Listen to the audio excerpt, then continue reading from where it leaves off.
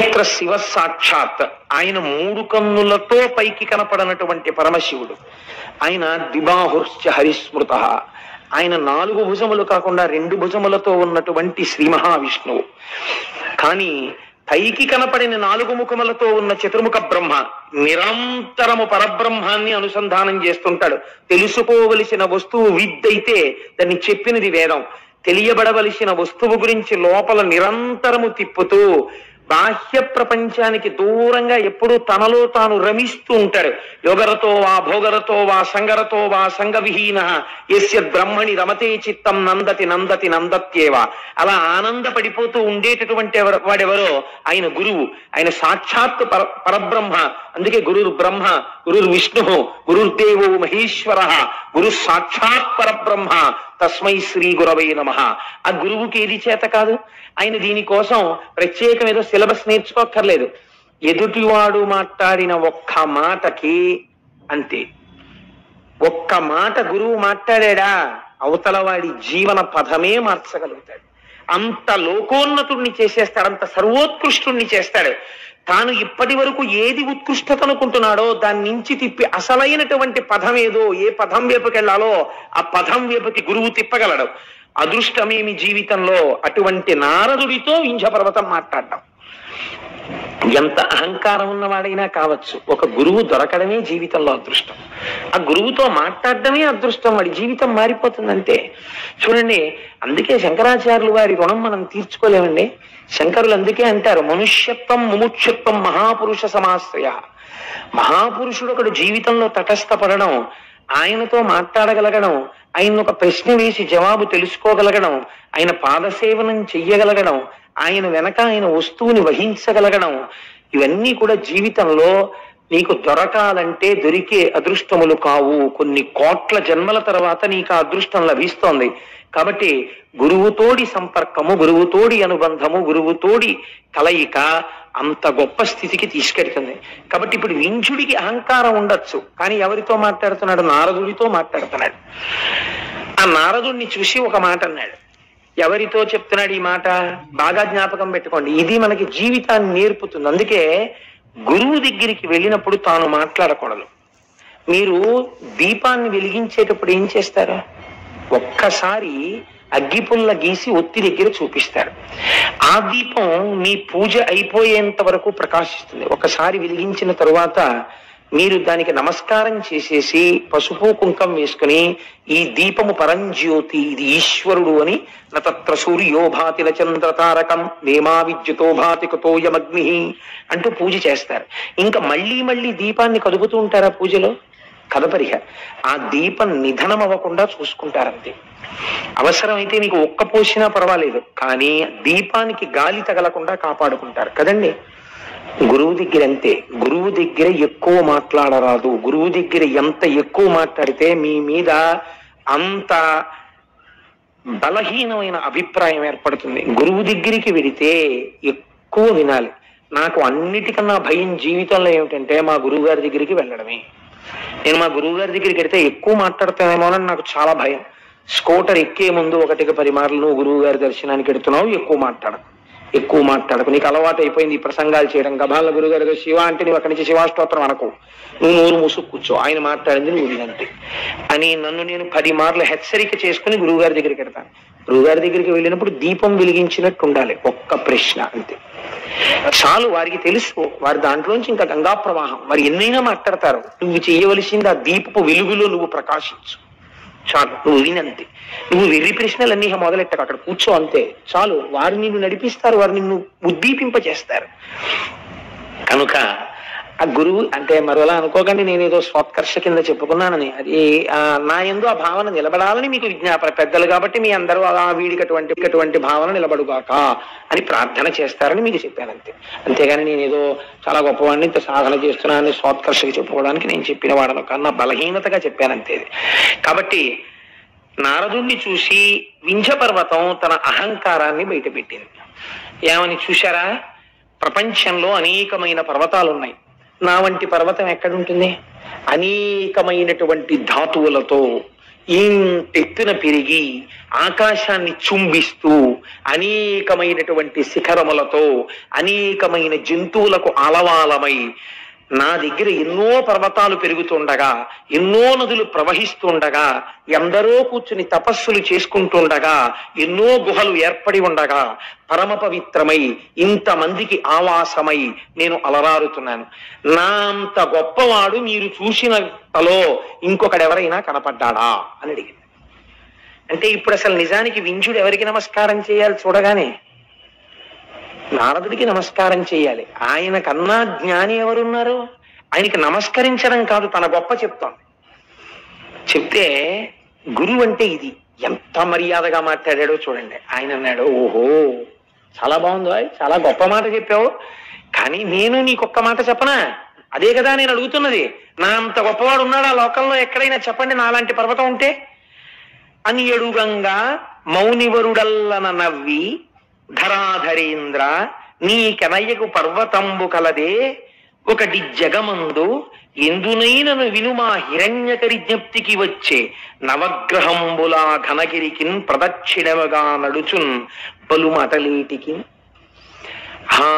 చాలా గొప్ప ప్రశ్న అడిగావయ్యా. ముందే చిన్నోర్మై ఏడా మాటలు, నేను గొప్పవాడిని అంటే ఏంటి, అలా మాట్లాడకూడదు అన్నారు అనుకోండి. అహంకారంతో ఉన్నాడు, ఎంతకైనా తెగిస్తాడు, చేయరాని దుశ్చేష్టితమును చేసి ఇంకా అధపతనానికి వెళ్ళిపోతాడు. కాబట్టి ఇప్పుడు అలా మాట్లాడకూడదు. ఎంత అందంగా మాట్లాడాడో చూడ, నవ్వు నవ్వాడు.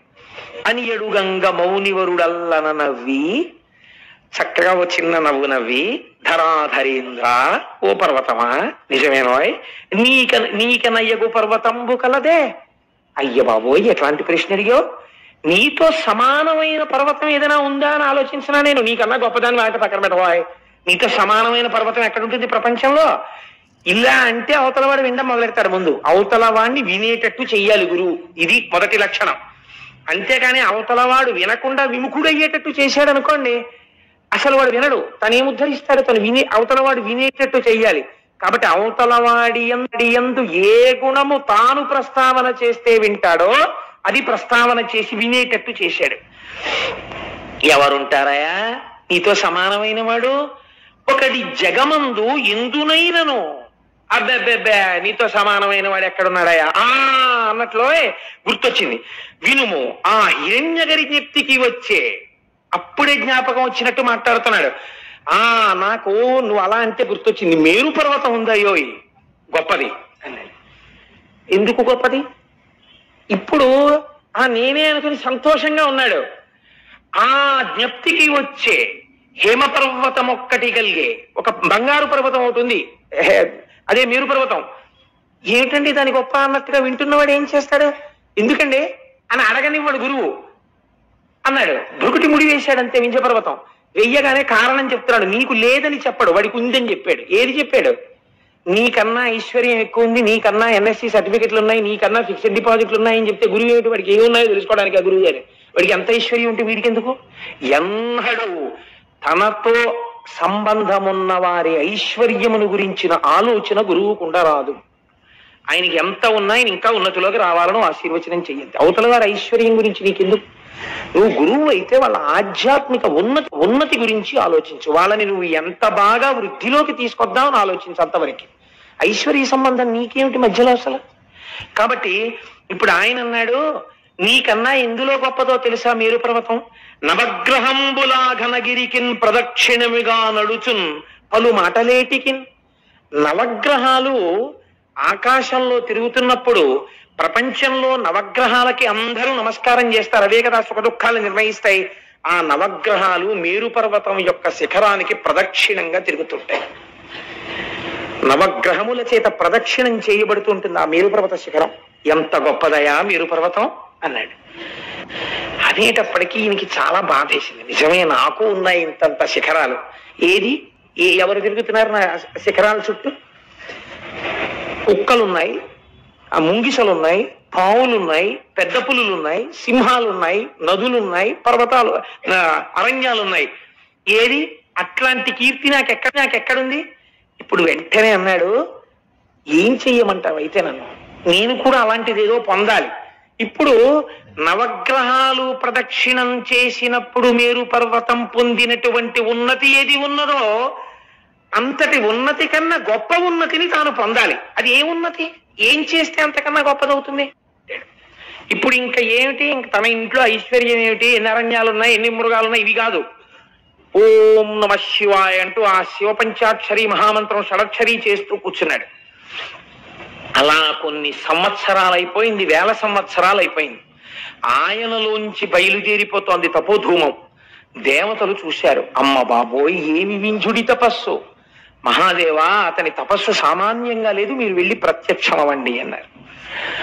శంకరుడు సాకారమును పొంది, అంతటా ఉన్నటువంటి నిర్గుణమైన పరబ్రహ్మము సాకారమును పొంది ఎదురుగుండా వచ్చి ప్రత్యక్షమయ్యాడు.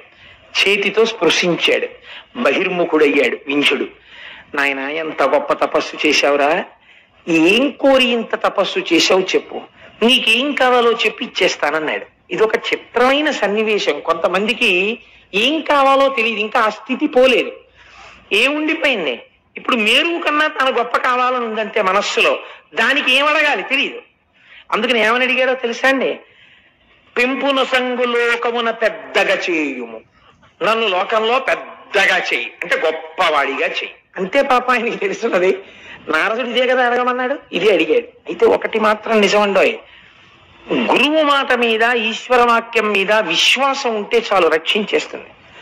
కామకోటి పీఠాధిపతులు చంద్రశేఖర పరమాచార్య స్వామి వారు ఒకసారి ఆ కంచిలో బయట కూర్చుని ఉండగా ఒక పల్లెటూరు నుంచి ఒక రైతు వచ్చి ఆయన పాదాల మీద పడి నమస్కారం చేశాడు. ఏందైనా అన్నారు, నా పిల్ల పెళ్లి కుదిరింది, నాకు మొట్టమొదటి నుంచి రోజు మిమ్మల్ని ఆరాధించడమే నాకు తెలుసు, అందుకని నా పిల్ల పెళ్లి కుదిరితే వాళ్ళు కట్నం అడిగారు. కట్నానికి, పిల్ల బంగారానికి, బట్టలకి అన్నింటికీ కలిపి ఓ 25 కాసులు బంగారం కావాలి. ఆ బంగారం మీరు ఇప్పిస్తే వెళ్ళి పిల్ల పెళ్లి చేసుకుంటాను, అక్కడ ఒప్పుకుని వచ్చాను, మీరు ఉన్నారు కదా అని బంగారం ఇప్పించండి వెళ్ళిపోతానన్నాడు. పరమాచార్య స్వామి అంత అమాయకులు ఇంకా చూశారు. నిజమే, ఆయన పూనికి అటువంటిది. ఆయన అన్నారు, నేను సన్యాసిని, నువ్వు నన్ను ఇలా అడగకూడదు, నేను ఇవ్వకూడదు, కానీ నువ్వు నా ఎందుకు పూనికతో అడిగావు ఒక గురువుగా, కాబట్టి నేను ఒక మాట చెప్తాను. ఈ మాట కామాక్షి అమ్మవారిని అడుగు, వెళ్ళి అడిగి ఏమంటుందో కనుక్కున్న నా దగ్గరికి రా చూద్దామన్నారు. అలాగే అడుగుతాను, మీరు ఏం చేయమంటే అది చేస్తాను, ఇవ్వడం మీ పూచి, ఎక్కడికి వెళ్ళమంటే అక్కడికి వెళ్తాను. కామాక్షి అమ్మవారి గుడికి వెళ్ళి గురువు మాట మీద ఇది యథార్థంగా జరిగిన సంఘటన అండి. కామాక్షి అమ్మవారి గుడికి వెళ్ళి అమ్మవారి ముందు నుంచి ఇది అడిగాడు. పిల్ల పెళ్లి కుదిరింది, పరమాచార్యుల వారిని నమ్ముకున్నాను, ఎప్పుడు ఆయనకు నమస్కారం పెట్టి పొలానికి పోతుంటాను. వాళ్ళు 25 కాసులు అడిగారు, పరమాచార్యుల వారు ఉండగా నాకేమిటని ఒప్పుకున్నాను. నిన్ను నమ్ముకున్నంత లేదు, పరమాచార్యుల వారిని నమ్ముకుని 25 కాసుల బంగారం ఉంటే పిల్ల పెళ్లి అయిపోతుంది. ఆయన దగ్గరికి వెళ్ళాను, నీ దగ్గరికి వెళ్ళి చెప్పి రమ్మన్నారు, నీకు చెప్తున్నాను, నీకు చెప్పాను, గురువు గారి దగ్గరికి వెళ్తాను, ఆయన డబ్బిచ్చేట్టు చూడు, వెళ్ళిపోయాడు. ఇప్పుడు మళ్ళీ వచ్చాడు. వచ్చేటప్పటికి పరమాచార్య స్వామి మళ్ళీ అక్కడే కూర్చుని ఉన్నారు. ఈయన వచ్చాడు. వచ్చేటప్పటికి ఎక్కడి నుంచో జమీందారు గారు వచ్చారు. అయ్యా ఎప్పటి నుంచో పరమాచార్య నాదొక్క కోరిక, మీరు దేనికి విచ్చించండి నాకు అనవసరం, మీకు ఒక్క 25 బంగారు కాసులు సమర్పించుకోవాలని ఉంది, వచ్చానని సంచిలోంచి తీసి 25 బంగారు కాసులు పోశాడు. ఇట్టించా పల్లెటూరు ఆయన వచ్చాడు. మీరు వెళ్ళమన్నారు, అమ్మకి చెప్పాను, వచ్చాను, మీరు ఇస్తేనే బయలుదేరుతాను, పెళ్లి పనులు ఉన్నాయన్నారు. పరమాచార్య ఓ నవ్వు నవ్వి ఆ ఊపటి తీసుకెళ్తా. గురువులంటే ఎలా ఉంటారో చూడండి. నాకు అందుకే పరమాచార్య అంటే మా ప్రాణం. ఎందుకంటే ఉపాసన ఈ లోకానికి తెలియచేసి జగద్గురువులై నడిచిన మహానుభావుడు. అటువంటి వారిని పొగడకపోతే నా నాలుగు కిందికి ఇంకా. అందుకని 1కి 10 మార్లు నేను చంద్రశేఖర పరమాచార్య స్వామి వారిని, రమణ మహర్షిని ప్రస్తావన చేస్తూ ఉంటాను. కాబట్టి ఇప్పుడు వింధ్య పర్వతం మాటలు కూడా అలాగే ఉంటాయి. నారదుడు ఏం చెప్పాడు? నీకు కావలసిన కోరిక ఏమిటో ఆయనకి చెప్పవా, చాలా గొప్పవాడిని అంటే ఏం గొప్ప నేనేం చెప్పను, ఆయన అడుగు, ఏం గొప్ప ఆయన ఇస్తాడన్నాడు. అందుకని ఇప్పుడు ఆయన ఏం చేశాడు? ఇది అడిగాడు, పెంపు నొసంగు లోకమున పెద్దగా చేయుము దేవా అన్నతాం కంపిత చిత్తుడై శివుడు కర్జమిరింగి నగేంద్రుతోడా నీ వింపుగా కోరినట్లు వరమిచ్చితి, నీవిక లోక సౌఖ్యముల్ తెంపరివై అడంపకు మదించియునర్చిన బాయునున్నతులు. నువ్వింకా అహంకారంతో ప్రవర్తించకు, నువ్వెప్పుడు కూడా నా అంతటి వాణ్ణి నేను అని అనకు, నీకు ఏమి చెయ్యాలో నాకు అర్థమైంది, నీకే ఉపకారం చెయ్యాలో నాకు అర్థమైంది. నీకు మనస్సులో ఏమిటి గొప్పతనం అంటే శివుడి భావన. నవగ్రహాలు మేరు పర్వత శిఖరానికి ప్రదక్షిణం చేస్తున్నాయి, అందుకు కదా నీకన్నా గొప్పవాడని చెప్పాడు నారదుడు. ఈ నవగ్రహాలు నాకు కవచం, నేను వాటిని కవచంగా కట్టుకుంటూ ఉంటాను. అందుకే శివుణ్ణి నమ్మినటువంటి వాడిని మీరు జ్యోతిష్యం చూసి పరమశివ భక్తుడైనటువంటి వాడికి జాతకం చెప్తే నువ్వు చెప్పిన జాతకం తప్పై కూర్చుంటుంది. వాడికి గ్రహాల రీత్యా ఏదో దోషం ఉందని మీరు చెప్పారనుకోండి, ఈ నవగ్రహాలు కవచంగా కట్టుకుని ఆయన ఉన్నాడు శంకరుడు, వాడికి ఇలవేల్పుగా ఆయన్ని నమ్మి ఉన్నాడు ఆయన. ఈయన చేసిన అభిషేకానికి, ఈయన చేసిన రుద్రాధ్యాయానికి, ఈయన చేసిన పారాయణకి ఆ గ్రహాల్ని నువ్వు ఇంతకన్నా ఏమి చెయ్యకని చెప్తాడు. జ్యోతిష్యుడు చెప్పినది కూడా ఒక్కొక్కచో ఫలించకపోయి ఉంటుంది. నేను సభలో చెప్పకూడదు కాబట్టి చెప్పట్లేదు ఇంతకన్నా. కారణం ఏంటి? భగవదానుగ్రహము ముందు గ్రహములు కూడా ఏమి చేయలేవు. ఒక్కొక్కసారి పరిస్థితి అలా ఉంటుంది. భక్తుణ్ణి చెనకలేవండి ఎవరును, ఆయన స్థితి వేరుగా ఉంటుంది. పాము కరవాల్సి ఉంటే చీమ కరిచి వెళ్ళిపోవాలంతే ఈశ్వరానుగ్రహం ఉంటే. కాబట్టి నీకేం చెయ్యాలో నాకు అర్థమైంది, నేను చేస్తాను. నవగ్రహాలు నాకు కవచం. శ్రీకాళహస్తిలో కట్టు కూర్చోవట్లేదండి, నవగ్రహాలు కవచంగా కట్టుకున్నాడు. మనకి 5 కాశీలు, 5 కాశీలలో శ్రీకాళహస్తి ఒకటే. అందుకే సర్వోత్కృష్టమై ఏ పేరు విన్నంత మాత్రం చేత, ఏ పేరు పలికినంత మాత్రం చేత, దేనియందు నదీ స్నానం చేస్తామని పలికినంత మాత్రం చేత ఆ క్షేత్రము వెళ్ళినట్టు, ఆ నదియందు స్నానము చేసినట్టు భావన చేసి మోక్షం ఇస్తారో అంత పరమపావనమైన కాశీక్షేత్రం గురించి ఆదివారపు అసుర సంధ్య వేళలో మాట్లాడతాను. రేపు వదిలిపెట్టి ఎల్లుండంతా కాశీక్షేత్రం గురించే మాట్లాడతాను. సాధ్యమైనంత వరకు ఎవ్వరూ దాన్ని విడిచిపెట్టకండి. అంటే నేను చెప్తున్నానని చెప్పట్లేదు, ఆ క్షేత్రం గురించి వినడమే చాలు. మన జీవితంలో ఒక గొప్ప అభ్యున్నతితో కూడినటువంటి అధ్యాయం ఆవిష్కృతమవుతుంది. కనుక ఇప్పుడు శంకరుడు అన్నాడు, ఆ నవగ్రహములు నాకు కవచం. నవగ్రహాల్ని తీసుకొచ్చి కవచంగా కట్టుకుంటే ఇప్పుడు నవగ్రహాలు గొప్పవా నేను గొప్ప? ఇన్ని బ్రాస్లెట్లు, ఇన్ని ఉంగరాలు, ఇన్ని గొలుసులు, ఇన్ని రుద్రాక్షమాలలు అన్ని అక్కడ పళ్ళెల్లో పెట్టి ఉన్నాయి. ఉంటే మీరు అవి చూసి అబ్బా ఎంత బంగారమో అన్నారు. ఒకరి ఇంట్లో చూసి తెలియదు మీకు ఆయన ఇల్లు ఏమిటో, కానీ మీరు ఎందుకో లోపలికి వెళ్ళారు, ఎవరో ఏదో మాట చెప్పమంటే వెళ్ళారు. అక్కడ పళ్ళెల్లో పెట్టున్నాయన్నీ. ఇవన్నీ చూసి అబ్బా ఎంత బంగారమో, ఎంత బాగున్నాయో, ఏమి రుద్రాక్షమాల, ఏమి చేతి కంకణాలు, ఏమి సింహతలాటాలు, ఆ గండపెండేరం, ఆ మెడలో వేసుకునే పెద్ద పెద్ద రుద్రాక్షమాలలు, ఎంత బంగారం రా ఇదంతాను అనుకుంటున్నారు. ఇంతలో స్నానం చేసి తువ్వాలు కట్టుకుని ఒక ఆయన వచ్చి ఒక్క ఉంగరం వేలికుంది, మిగిలిన ఉంగరాలన్నీ పెట్టుకుని ఆ కంకణాలన్నీ వేసుకుని ఆ మాలలన్నీ వేసుకుని, ఏం బాబు దేనికోసం వచ్చావు అన్నాడు. ఇప్పటి వరకు మీకు ఏది గొప్ప? అక్కడ పళ్ళెంలో ఉన్న బంగారం గొప్ప. ఇప్పుడు మీకెవరు గొప్ప? ఇవి ఆయన వేసుకుంటున్నారంటే ఇంకా ఆయన దగ్గర ఇలాంటివి ఎన్ని దాచి ఉంచాడో, ఎన్ని కోరికలు పుట్టినప్పుడు ఎన్నెన్ని వేసుకుంటుంటాడో. ఇప్పుడు ఆయన గొప్ప. ఎందుకని? ఆయనకి ఇది ఆభరణమైనది, ఆభరణము తక్కువైపోయింది, ఆయన ఎక్కువైపోయాడు. ఆ మేరు పర్వతం చుట్టూ ప్రదక్షిణం చేసే నవగ్రహాలు శంకరుడికి ఆభరణాలు, కవచం. ఇప్పుడు ఆ కవచమే కట్టుకునే శంకరుడే వచ్చి ఇక్కడ కూర్చుంటే ఎవరు గొప్ప? ఈయనే గొప్ప. ఇది అడిగాడు ఆ నోటితో, అడగక్కర్లేదు. పరమ గొప్పదైనటువంటి అనుగ్రహాన్ని వర్షించేస్తున్నాడు శంకరుడు. కాబట్టి ఇప్పుడు ఆయన అన్నాడు, ఏం చేస్తున్నానని నువ్వు అడక్కో, మళ్ళీ నా మీద ఈయన కూర్చున్నాడని అహంకరించకు. ఇది ఇప్పుడు నీకేది కలుగుతోందో దానివల్ల అహంకారంతో ఉండకు. అహంకారాన్ని విడిచిపెట్టి నేను ఇలా అనుగ్రహాన్ని పొందానడం నేర్చుకో.